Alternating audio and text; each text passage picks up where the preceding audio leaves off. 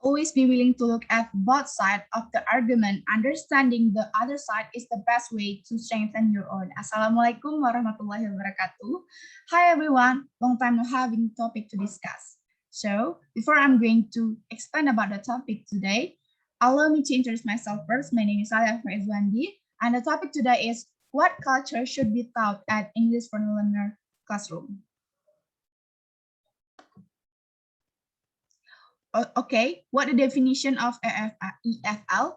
English as a foreign language is a term used to describe the study of English by non-native speaker in countries where English is not the dominant language. For example, students in China who are learning English are considered EFL students because English is not the official language of the country. But if those some students were in the US learning English, they would be considered English second language students.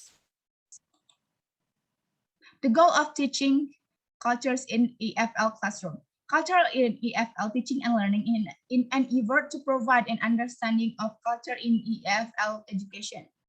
It was argued that current EFL teaching is indeed culture teaching due to 3 reasons. First, culture and language are inseparable. Second, an EFL teaching is a foreign culture teaching in order to facilitate the student to experience acculturation. And the last one, a sound grasp of the background knowledge of the target culture itself. Culture is considered a fifth language in addition to listening, speaking, reading, and writing due to the international role of the English language and globalization.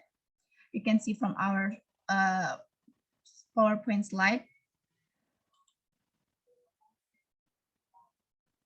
What culture should be taught at EFL classroom? Based on my research, compare EFL students' own culture with that of the target language.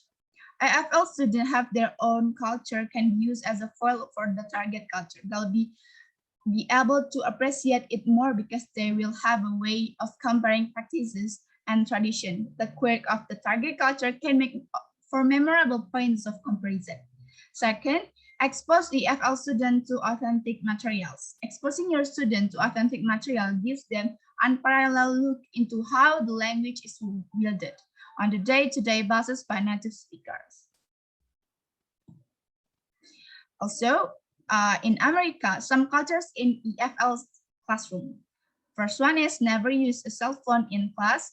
It is normal for an American teacher to sit on the desk. Always call your teacher by his or her names. It is never too late to go back to school, and you can almost find free adult education classes. It is permitted to visit most college and university campuses to see what they are like. You guys can see the etc. of some cultures in EFL classroom. Search from YouTube.